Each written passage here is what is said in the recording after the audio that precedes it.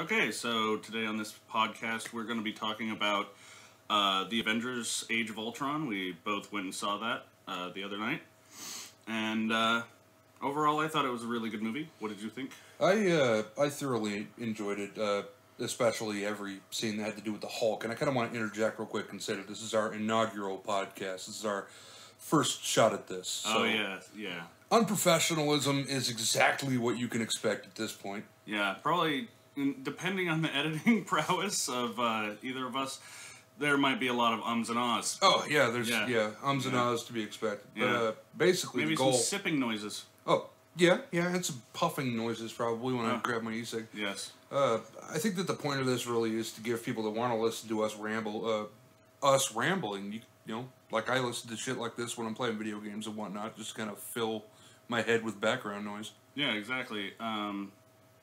Well, okay, how about... Alright. Shit. Okay. You just hopped completely off your train of thought there, didn't you? Yeah, I did. Just lost it. Well, how about first we talk about some of the things that kind of brought us to this point of, like, I'm a huge fan of Hello Internet, and that's brought me into the podcasting world of, That was your introduction to podcasts? yeah, pretty much, and then brought me to, I found Dude Soup. I believe it's a Rooster Teeth production. Gotcha. They're pretty entertaining. And the Judge John Hodgman podcast is pretty hilarious. Yeah. What's his name? Doug Stanhope's podcast is pretty awesome too. Yeah, you definitely listen to a lot more fucking podcasts than I do. I just listen to Drunken Peasants these days. I started off listening to Kevin Smith, the whole Smodcast network. Oh, yeah. And that was good enough for a while, but I mean, it's got pretty fucking repetitive pretty fucking quick. Yeah, I haven't heard his podcast, but I've seen his Comic Book Men show. It's okay, but it's just really boring, and they try to present everything as if it's like, oh, this is real, and we're doing this is like a day-to-day fucking thing, and it's completely obvious that it's prepared. Well, yeah. all of those kind of it's a reality show. It's Well, yeah. gonna have that measure of preparedness, whether or not that's what they want. That's what executives in those kind of companies want to fucking see. They want shit to be continuously funny throughout. Well, yeah, it makes sense. You can't just waste a whole bunch of time recording a bunch of shit where nothing happens, and then you have to sift through it to find the little pieces of gold.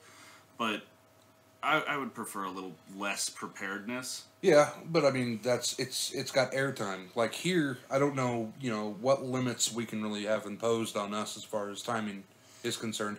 There, they got 30 minutes, 40 minutes that they got to fill. Yeah. And it's got to be consistent all the way through. You can't just have an episode where, Kevin Smith spends 2/3 of it in the shitter or something. Which, it would be nice to see that. Like, I've been a fan of... That would be entertaining. I've been a fan of the show 24 since it came out. And I always wanted to have, a two-parter episode where Jack Bauer just goes to sleep. It just takes a fucking nap. He's like, today sucks. I've been shot 3 times. I'm laying the fuck down for a while. Y'all can solve the goddamn problem. That would be really awesome. But, if you were binging it, Well, yeah, if you're binging it. If it would definitely not work with the way normal television works. And I agree, you're right. But I think that I would appreciate if they were ballsy enough to do it anyway. You definitely have to give it to them for the fucking balls. And especially for a show like that, where it's hour by hour. I mean, a show like that's the only fucking show I know of that's like that. It'd be a really good way of handling, a couple weeks if somebody gets injured. Just be like, where is he? Oh, he's in the fucking John. And yeah. have that sum up an episode as to why he couldn't make it for filming or whatever. Yeah. That would be a damn good way to handle it, in my opinion. That would be interesting. That would be really funny. You just find that. I feel like that would turn into, years later, people would be talking about that, and, they'd be like, oh, you have to see this show, because, you have to see this. They actually did this. You'll never believe it. In season 3, he takes a shit. Back to the Avengers. Yeah. I felt they made Ultron a little too whimsical and jokey. Like he had this air of seriousness to him, but at the same time he had this very theatrical. Yeah. Like, well, I mean that's Kevin Spader for you. He's theatrical like that. The guy who played Ultron. Okay. Like he's doing that show Blacklist right now. I have not seen that show. And the characters are pretty fucking similar in terms of just speaking. Like there's no difference in character there. But I mean, what annoyed me is the same thing that I think has annoyed a lot of people: the whole Pinocchio references. The no strings on me. Now that it's a Disney property. Yeah, Disney just had to fucking shoehorn something in there. Mm-hmm. It didn't make any sense because there was no point in time where he was being controlled by something. Well, he was completely restrained inside the stone. Well, yeah, but he wasn't an avatar for somebody else. He was not. There was no point in time where he was being. He wasn't like a tool. Yeah, for he wasn't. Else. Well, he wasn't exactly. Based on him and Jarvis's conversation, it doesn't seem like he was the most sentient of beings. Yeah. In there, he hadn't been given the opportunity to develop into a personage. Yeah, until Tony did what he did. Yeah. But so throwing those lines in there just really didn't. It is like, oh, there are no strings on you, but you never had strings to begin with. Yeah, but like I discussed with you after the movie, there's a lot of shit you just kind of have to let it go. Well, yeah, of course. The altitude thing bugged the fuck out of me. How are you not freezing to death when you're way up above the goddamn clouds in a floating city? Oh yeah, probably should have mentioned this earlier. Oh yeah, big spoilers. Yeah. So if you meet me and you have to hit me for giving shit away, go ahead and do it. I'll understand. I'd say that they would deserve a punchback because if they're listening to this and they don't expect spoilers,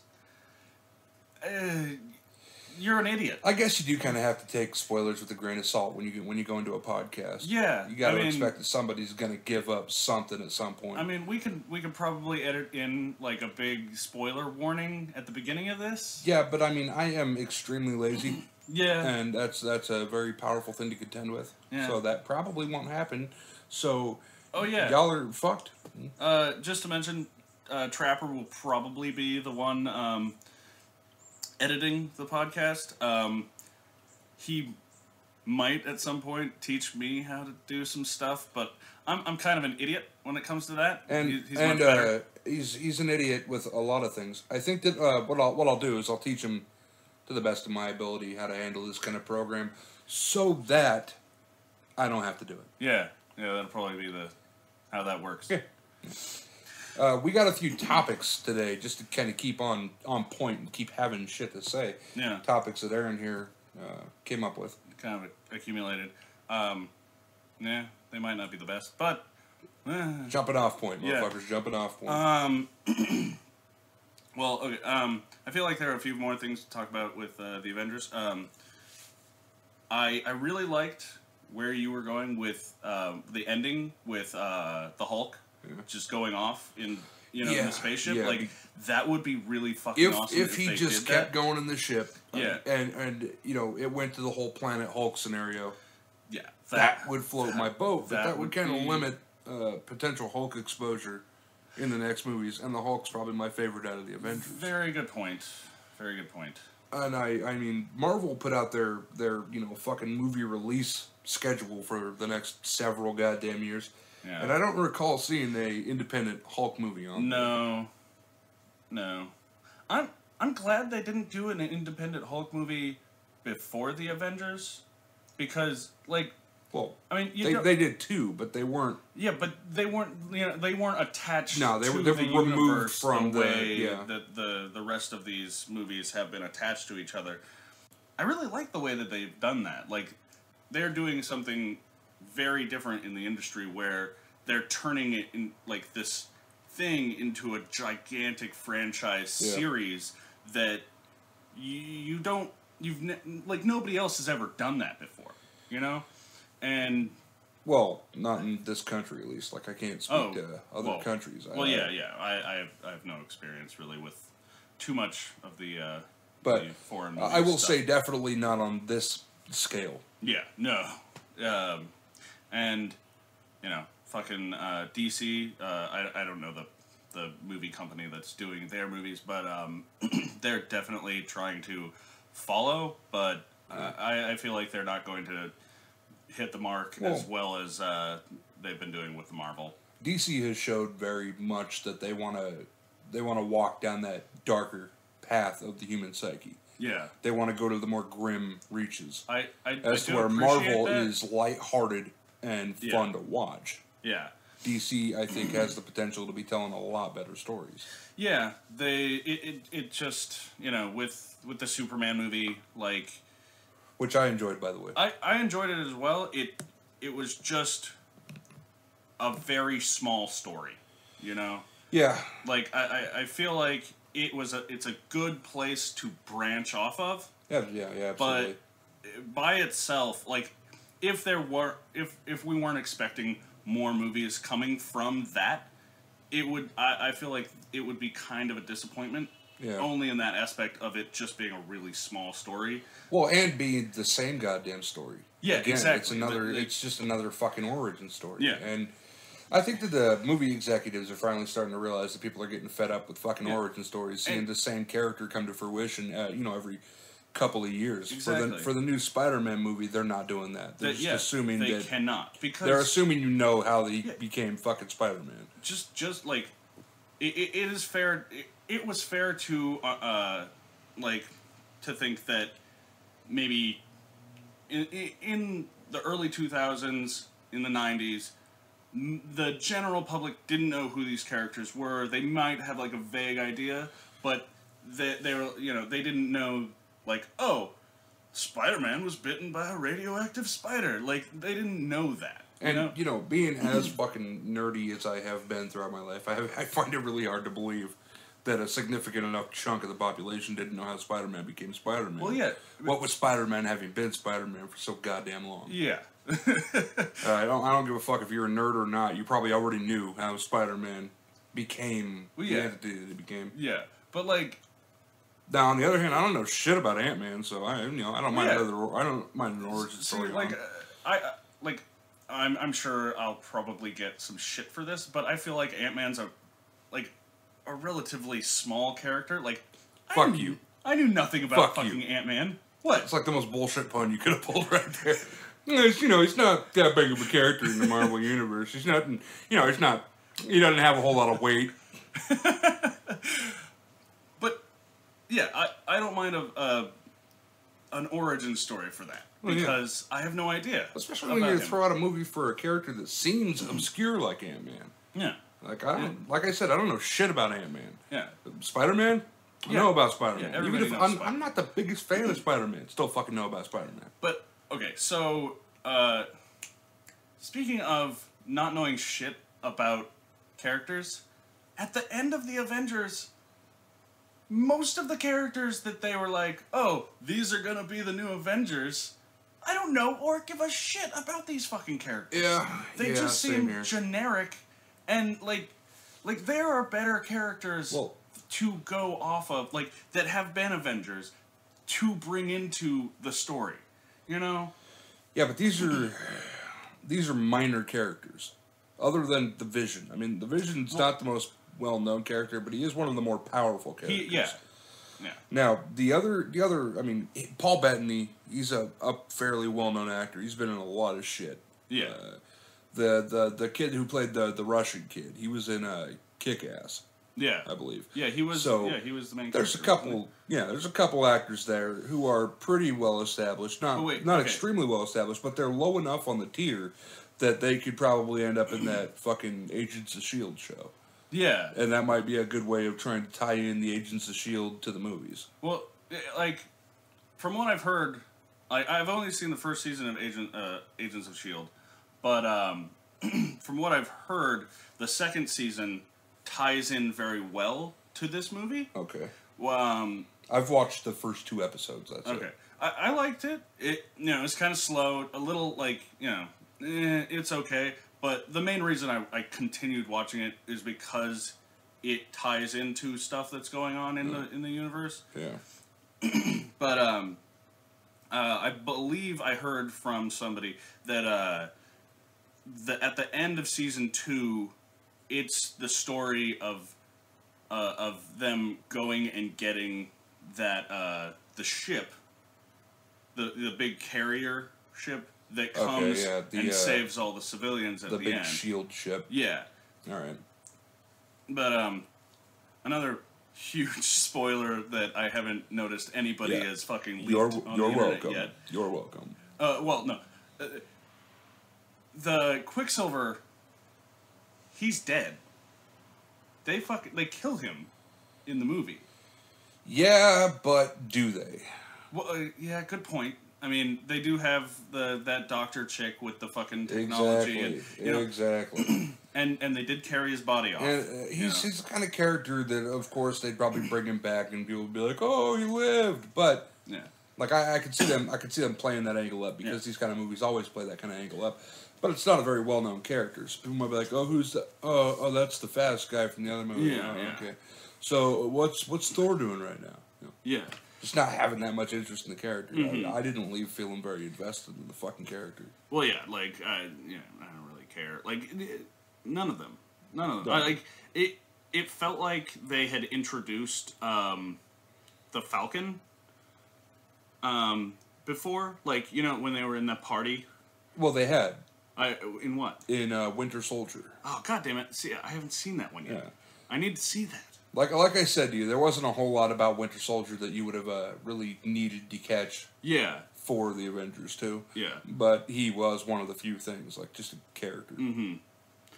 What other Marvel movies have you missed? Okay, so I haven't seen Days of Future Past. I never watched. Excellent fucking movie. I liked it a lot. That's what I've heard. I really want to see it. But I'm lazy and stupid with technology, so I haven't downloaded it yet. Fair enough. I haven't seen all of Wolverine Origins, but that's like from what I did see. Like I didn't just hold on. it. Do you mean X-Men Origins Wolverine or the Wolverine? Okay, I've seen the Wolverine, but I haven't seen X-Men Origins Wolverine. The original exclusive Wolverine movie. Yeah, you're better off. Yeah. Like I didn't miss it. I started watching it and thought it was fucking retarded. Yeah, it doesn't get better. Yeah, no. They kind of shit on fucking Deadpool at the end of it. Yeah, I heard they take away Deadpool's ability to speak. What? Yeah, and Deadpool is a character. What, they like cut his tongue out? No, he has like skin grown over his mouth. Why would they do that?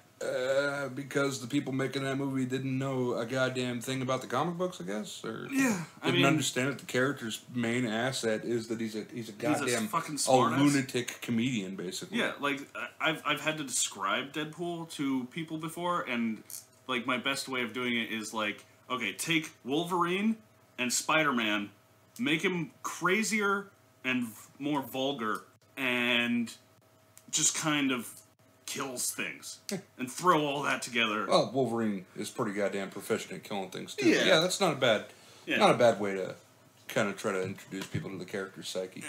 Yeah.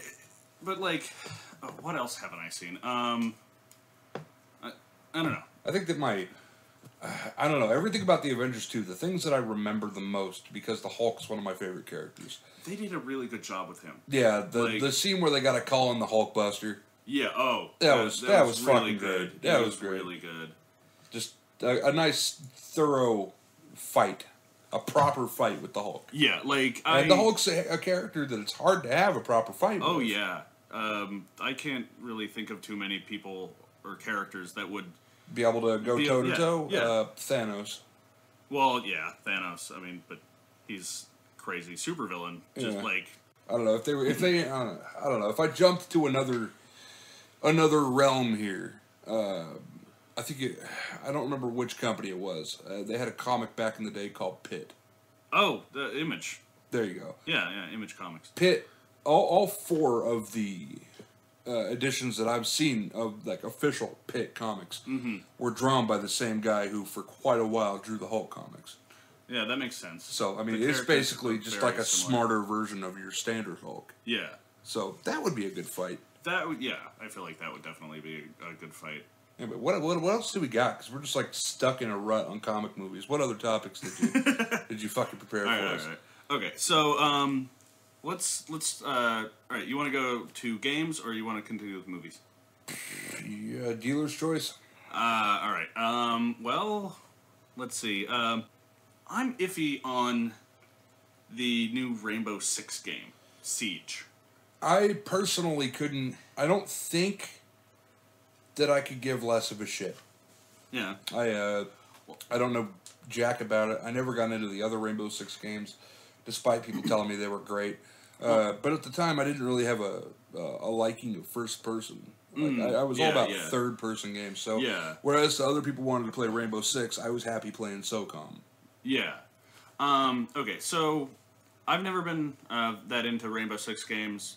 They're from what I've seen, I've played tiny bits, but they're more they're trying to be very realistic. You know, like couple shots take you down, very tactical. Yeah. You know, all that stuff. But what really interests me about this one, which makes me want to fucking look into it, is that there's a lot of destructible environment type of stuff. Okay.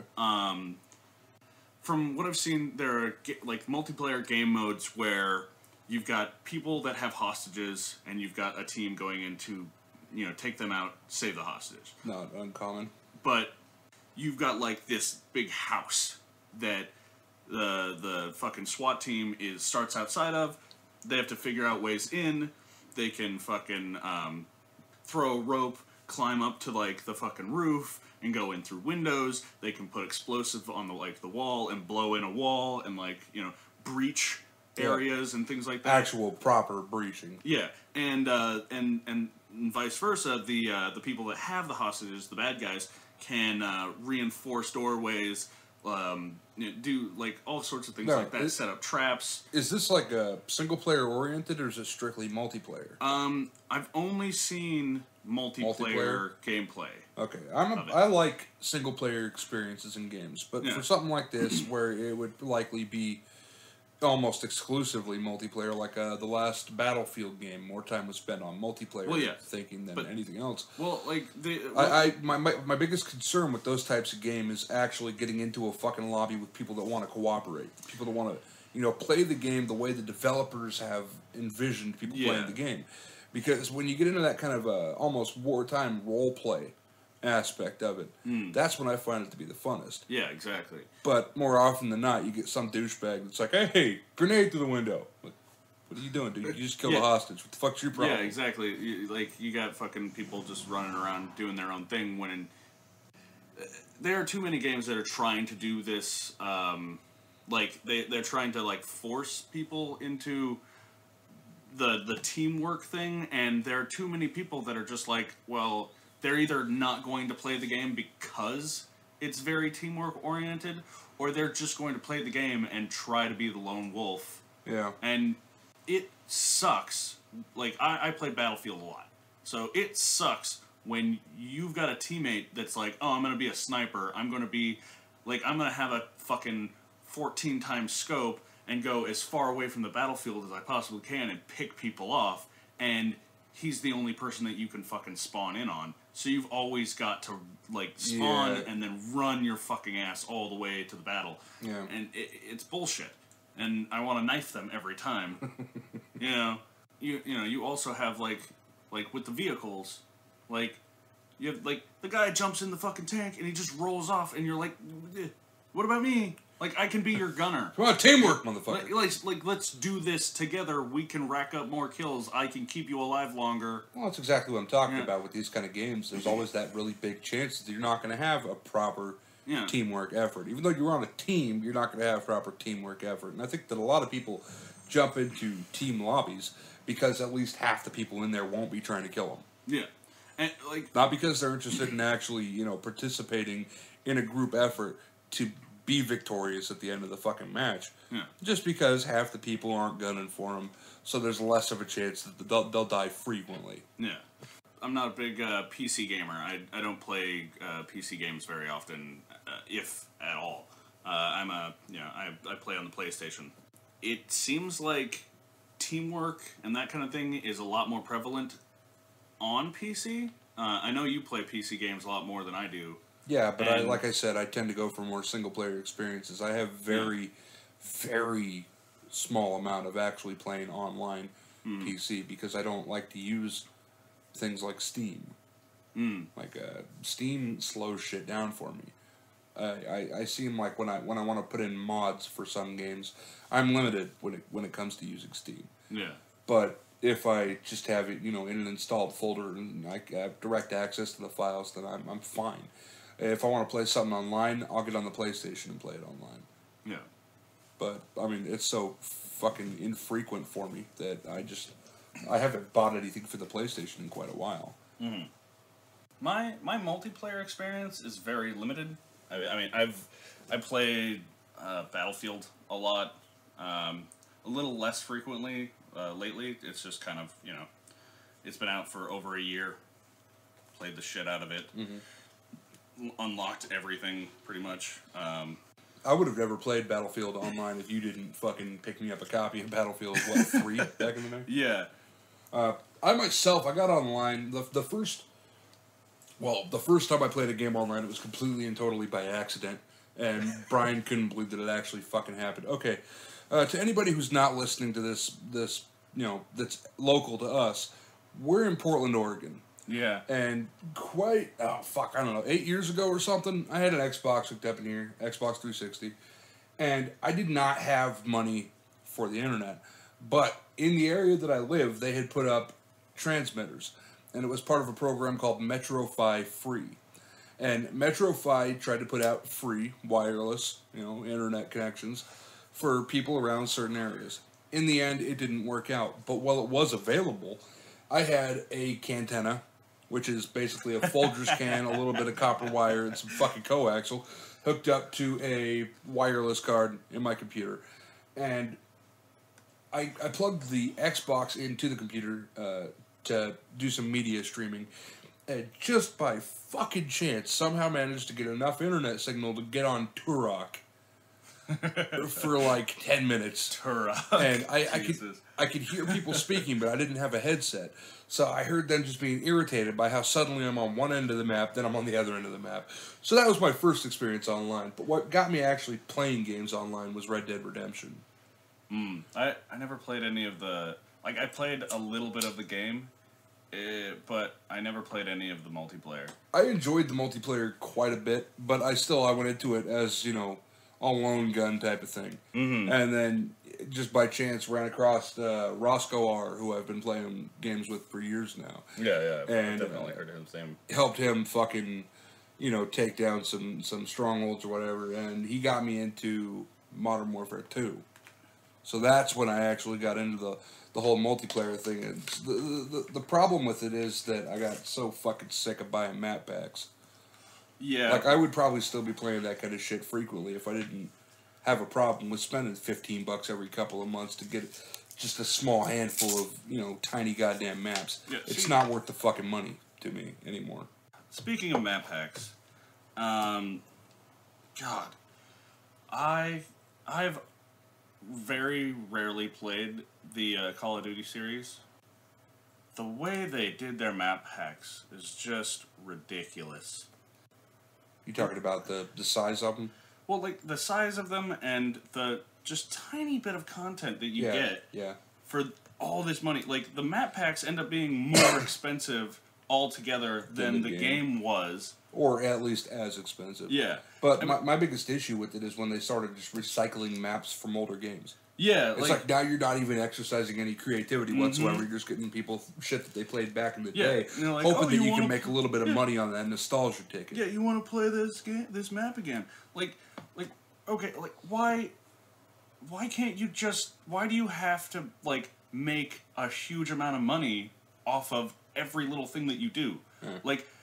Guarantee your fucking customer base would appreciate it so much more if you were like, oh, while we're working on something that we're going to charge you for, here's something, like, you really liked these maps from the past, well, here you go. You know, like, that would make people really happy. I think that generally, especially let's stick with the Call of Duty games here. They sell so many fucking copies. Yeah. Year after goddamn year, they are not hurting for money. No. They have not at all. no real major, in my opinion, no real major tech advances from year to year. Yeah, I mean, no, gradually not at all. over time, sure, they've gotten a hell of a lot better looking than what they started at. But nothing comes out that just blows my fucking mind. Like, these graphics are amazing, you know, and Yeah. or the gameplay is so much better because of X, Y, or Z. What I would like for them to do, and what would get me back into the series, if they just released the map packs at a reduced fucking price. For 5 maps, I'd pay $5. $15 on the other hand, I'm not made of fucking cash. $15 can feed me for a couple days. Yeah. And it would be really nice. Like, one thing that I love about that Battlefield does with their map packs is they release more guns. Yeah. More things to unlock. Speaking of things to unlock that Battlefield does that I really hate is, like, I remember when Battlefield 3 was coming out and they were fucking, like, hyping up, like, oh, there's thousands of things to unlock, blah, blah, blah. And, it turns out that, 900 of those things are fucking dog tags. Yeah. Like, I don't give a shit about dog tags. I don't care. No. Oh, yeah. It doesn't increase the fucking experience for me whatsoever. No, it's just a badge of honor type of thing. Yeah. And I don't give a fuck. I really don't give a fuck either. Yeah. I don't mind coming into a game like that late. I came into Battlefield 3 pretty fucking late into its life cycle. And I had fun unlocking, shit. Yeah. And from time to time just doing really fucking well against other people that had already unlocked, the majority of the weapons. Mm-hmm. What I had a problem initially with them making it so that you could just, purchase everything right off the bat. Yeah, that's bullshit. I feel that kind of denigrates the amount of time that people have put into it. That actually got the game in the beginning and, put time into fucking earning things. Now you got people that don't have to earn things. They can just come in and right off the bat be top tier. I feel like the gaming community overall, like, whether you're playing fucking AAA games or little flash games, fucking stupid apps, everybody should kind of stand up and just kind of boycott the pay-to-win shit. Like, it's terrible. You could boycott that to your fucking heart's content and it wouldn't do a goddamn thing because there's so much money to be made in in pay-to-win. But it's just terrible. It is terrible. And I think not only from the aspect I was just addressing, but also I think it encourages a lot of developers to be lazier. Yeah. To not, be as ambitious as they could because they could make something that's lesser than their original vision and still make a boatload of fucking cash off it. Yeah. Man, it's just so frustrating. Like I play a couple of, fucking little app games on my phone that have a pay-to-win, part to it, but at the same time you can grind and, do your shit, collect things, and actually be a good player and be a badass. Yeah, I think that my guilty pleasure when it comes to fucking mobile gaming is Jewel Saga. Shut up. It's a fucking easy, fun little puzzle game that I sit there and I play for like 10 or 15 minutes when I'm trying to get ready to crash out. Yeah. But I've been playing that thing since I got my fucking phone like a year ago, and I still haven't beat it. Yeah. Because there's some of those levels that are, timed. It's so goddamn difficult that if you're not constantly on point and thinking quickly, you're not going to beat them unless you choose to purchase, little diamond fucking things that'll help you to get through levels quicker. And I refuse to purchase any of those goddamn things. I play a game kind of similar to that. I believe it's similar, but it's just fucking Bejeweled. That's all it is. Yeah. It's basically you've got like a game board, you've got like things, and you have to like line up certain colors. But yeah, it's basically the exact same, but it's the mobile Evolve game. So- Evolve, like the Yeah. monster and the team of people. Mhm. I have not fucking played that game. Well, I haven't played the I'd like to, but I haven't played the game for console, but I played like the mobile game, and it's basically Bejeweled, and every move you do, every little thing you do has your characters up on the top of the screen fighting creatures. Do that. Anyway, next topic. What do we got? Okay. That's a good way to fill the silence where you look at your little fucking notes. Okay. Well, how do you feel about Steam allowing modders to charge for mods? I feel that it lasted less than 4 days? Yeah, they canceled it after 4 days. Because the You know what? internet community just got in a huge uproar about it. Of course it did. I mean, they were charging fucking ridiculous prices for mods that didn't actually do anything to change the game whatsoever. Yeah, but that's okay. So something that I listened to an entire episode about this subject on with Dude Soup, but and they had some. I'm not I don't PC game. I don't know too much about the modding community, but the way they were talking about it, it sounded like it could be a very very good thing for the internet. But I completely and totally disagree.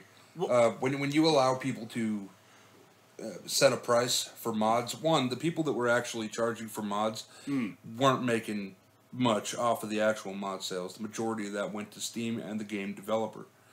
I think that the way it should be is the way it has been done in the past, which is if you like the mod, donate. Donate to the modder. That sounds like a good thing. That's completely by choice. Yeah. You're not obligated to fucking pay for the mod.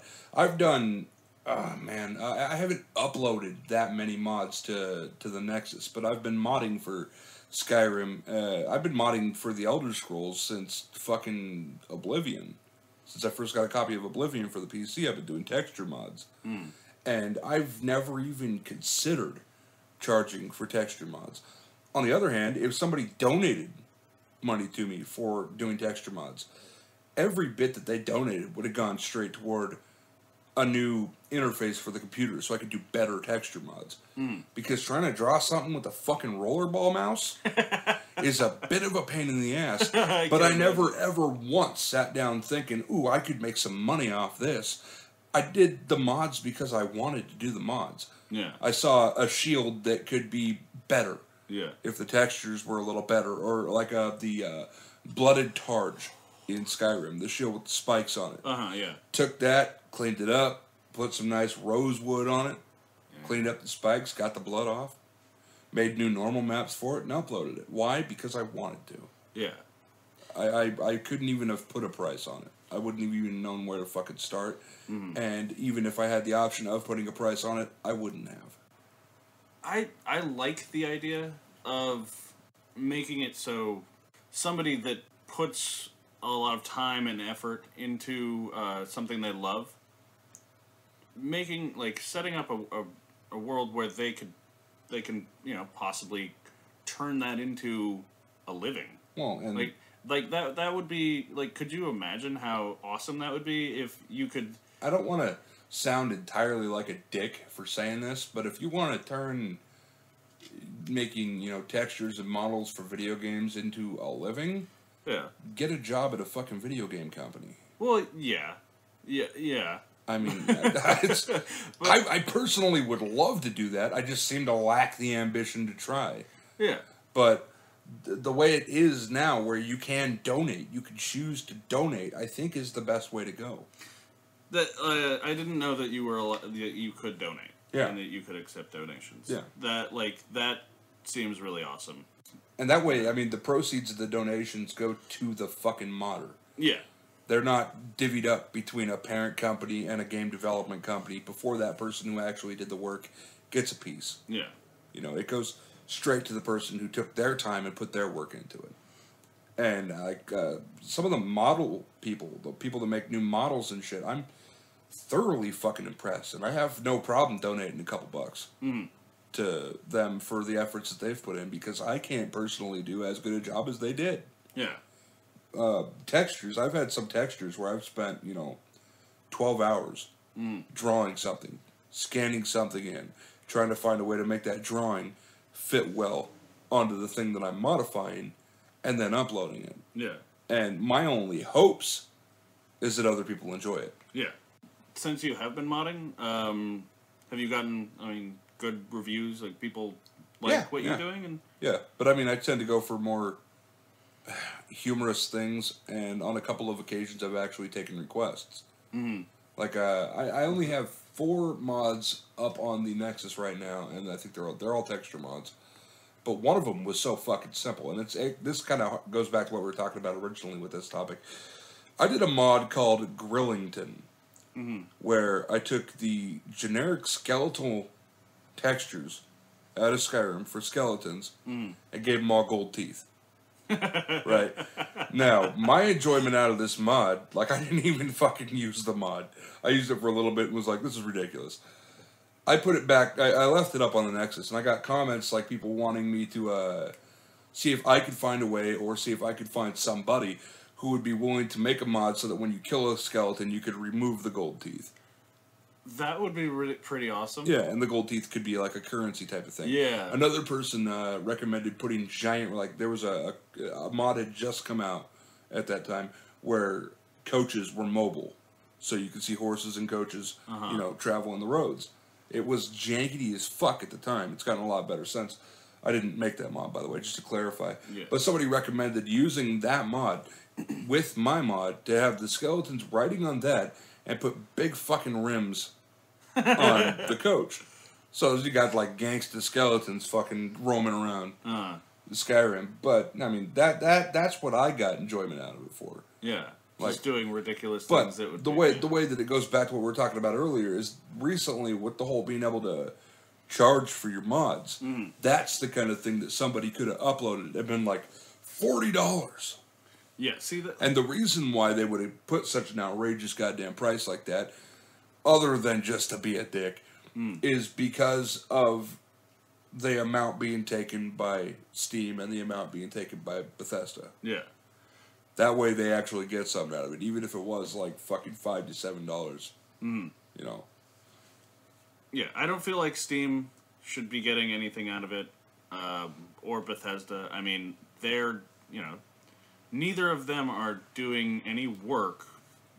Like, none of them are producing these things. They're not doing these things. Well, it's kind of a yes and no type of thing. They're not making the mods, but we wouldn't have the platform for the mods if it wasn't for the game company. But you've paid them for that. Yeah, they got their money. Now it's our property to do with what we want.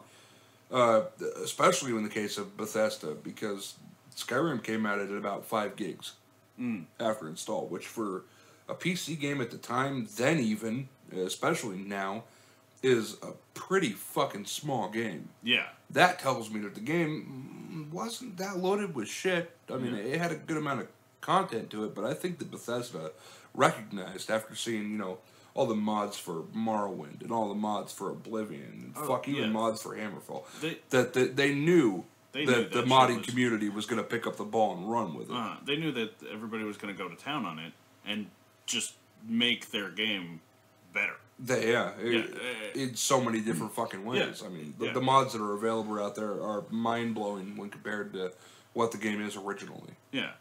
That feels like if I went to the store and I bought a can of Iron Lac spray paint and I fucking painted a picture with it and I sold that picture, then Iron Lac would get, Iron Lac would be, able to be like, oh, well, part of this is mine now, Yeah. And that's bullshit because I paid for that product.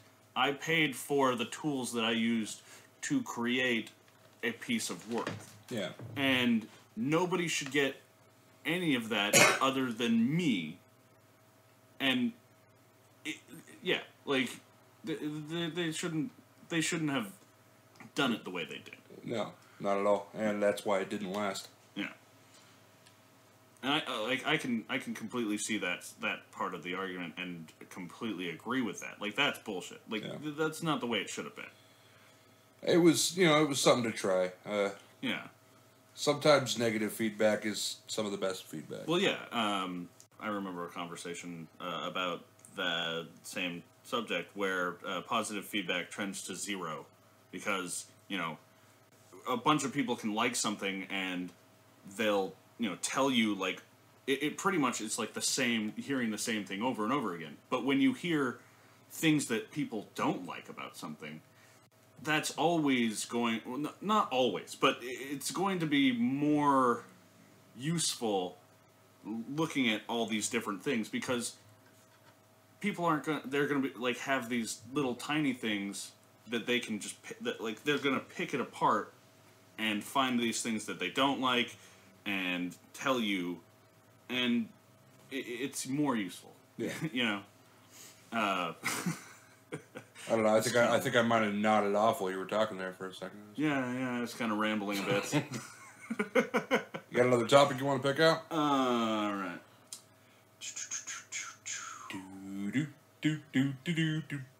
Wait, that's copyrighted. Okay.